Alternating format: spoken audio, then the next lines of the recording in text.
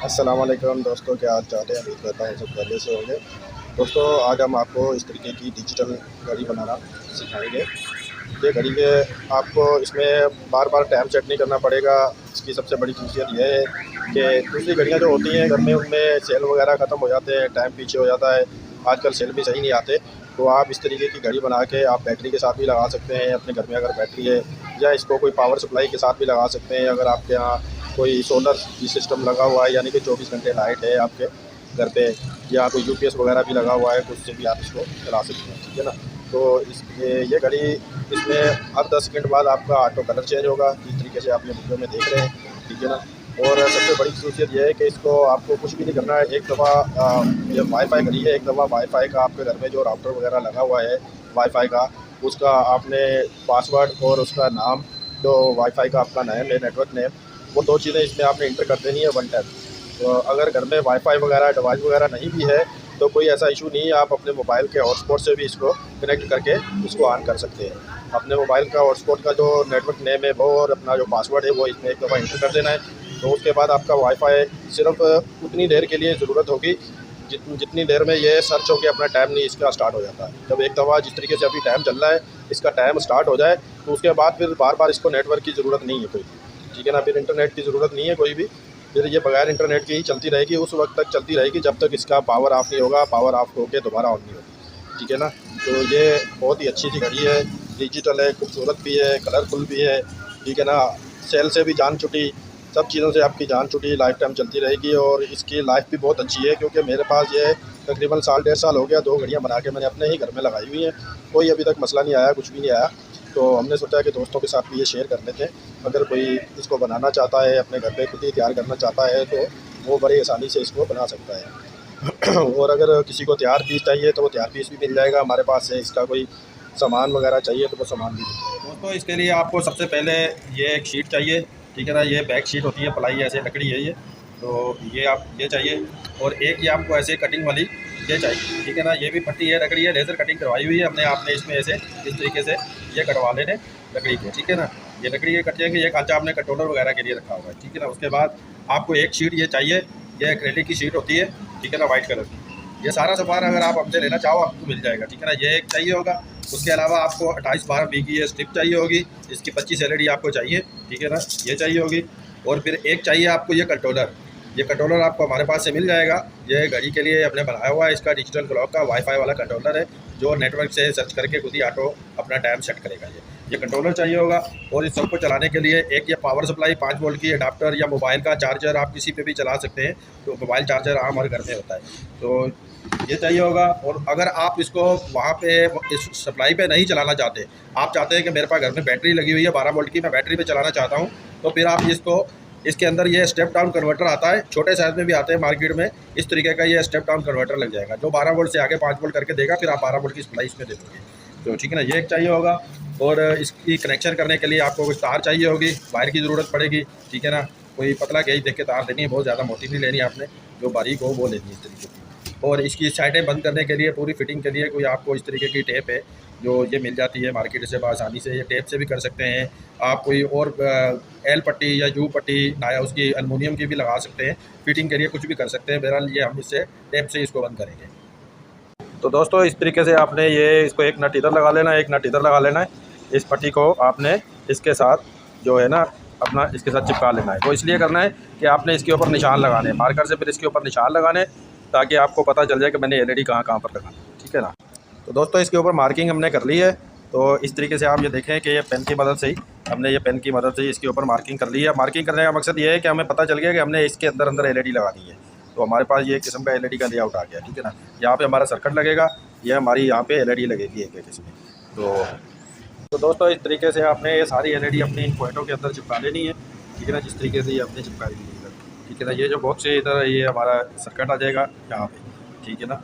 ये डायग्राम आपको इसका मिल जाएगा, वो भी समझा देंगे किस तरीके से वायरिंग करनी है। अब अगला पार्ट है इसकी वायरिंग का। ठीक है ना। ये आपने इस तरीके से एक एक एलईडी ये काट लेनी है। जैसे ये देखें आप, ये एक एक एलईडी ऐसे काट लेनी है सेंटर में से। इसका एक तरफ से डेटा इन होता है, दूसरी तरफ से आउट होता है। तो ये देखते हुए उसी हिसाब से लगानी है, जैसे आपको डायग्राम इसका दिया जाएगा उसी हिसाब से।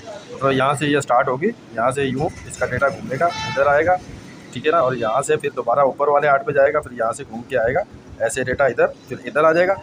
यहाँ से फिर जो है ना ये आगे जो डॉट है जो सेकंड वाले इधर नीचे वाले डॉट पे जाएगा, फिर ऊपर वाले डॉट पे, फिर यहाँ से ये यहाँ आ जाएगा तीसरे वाले 8 पे। तो यहाँ से फिर डेटा इधर आएगा, यहाँ आएगा, यहाँ आएगा, यहाँ सीधा ऊपर 8 से घूम के आएगा दोबारा इधर। यहाँ से फिर जाएगा डेटा दोबारा इस एक के ऊपर, यहाँ पे जाएगा, यहाँ से फिर यहाँ पे आके टच हो जाएगा। ये बिल्कुल एंड पॉइंट है, ये इसका स्टार्ट है, ये वो वाला जाके एंड है। ठीक है ना। वायरिंग तो आपको इस वीडियो में भी समझ आ जाएगी। तो इस तरीके से आपने इसकी वायरिंग कर लेनी है। ये यही डायग्राम है इसका। यहाँ से आपने इन करना है और यहाँ पे आके इसका आउट होगा। ठीक है ना। और यहाँ पे नीचे आपका मॉड्यूल आएगा, यहाँ पे वायरिंग आप देख लेना है। यहाँ से आपने स्टार्ट करना है, अपने कंट्रोलर से डेटा उठा के यहाँ से आपने इन करना है और यहाँ से आपका डेटा फिर नीचे यूँ चला जाएगा। पहला 8 जो है ना इस साइड पे, इस 8 में जाके वायरिंग ये आ गई, इसमें जाके यहाँ से फिर इधर दूसरे 8 में ऊपर से फिर यहाँ से ये वायरिंग नहीं है। ऐसे एक एक एलईडी में, एलईडियाँ आपने इसी तरीके से लगानी है। एक तरफ इन होता है, दूसरी तरफ आउट होता है। सारी आपने देख के उस तरीके से लगानी है, बीच में उल्टी एलईडी नहीं लगानी है आपने। यहाँ से 8 में डेटा ऊपर घूमेगा, घूम के आके सेंटर वाले डंडे पे आएगा। यहाँ से फिर ये सेकेंड वाले जो 2 लाइट है एलईडी वो हैं। ठीक है ना। पहले नीचे वाले में जाएगा, यहाँ से नीचे वाले से फिर ऊपर वाले में, ऊपर वाले से ये फिर बराबर वाले 8 में चला जाएगा। यहाँ से डेटा फिर आएगा ऐसे घूमता हुआ, जिस तरीके से पहले वाले 2 8 के अंदर घुमाए उसी तरीके से ऐसे घुमा के आप डेटा इसका लेके आ जाओगे बराबर में जो 1 है इसमें। ठीक है ना। उसमें ऊपर लेके आओगे, ऊपर से फिर इधर आके इसका डेटा एंड हो जाएगा। बस एलईडी का आपने ख्याल करना है, इसमें निशान लगा हुआ होता है इन आउट का, वो आपने ख्याल करना है। ये देखना ये डॉट लगा हुआ है इनका। ठीक है ना। वाज़ेह तरीके से मैं आपको दिखा सकूँ अगर, तो ये आप देखें इसमें ये इन साइड है, ये आउट साइड होती है। ठीक है ना। ये आपने ख्याल करना है कि एलईडी अपने हिसाब से लगानी है ऐसे, इस तरीके से इसकी वायरिंग हो जानी है दोस्तों। उसके बाद आपने अपना जो है ना कंट्रोलर यहाँ पे ये रख लेना है। ठीक है ना। इसको किसी भी ग्लू गन वगैरह से किसी से भी आपने फिक्स कर लेना है, फिक्स करके इधर लगा लेना है। ये 2 तारें आपकी बाहर आ जाएगी पावर के लिए।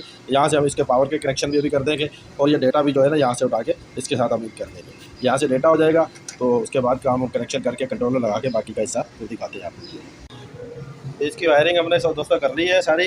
ठीक है ना। यहाँ से ये इसका डेटा इन किया है हमने, इसके ऊपर जगह जगह पर टेप चिपका दी है, इसीलिए ताकि वायर को ऊपर उठे नहीं, क्योंकि ये हमें उसके साथ प्रेस करनी है। ठीक है ना। और ये इसका मॉड्यूल भी लगा दिया, इसके ऊपर भी मैंने टेप लगा दी है। ये टेप जो होती है ना डॉक्टरी वाली टेप जो होती है, ये अच्छी चिपक जाती है, ये दोबारा उतरती भी नहीं है जल्दी।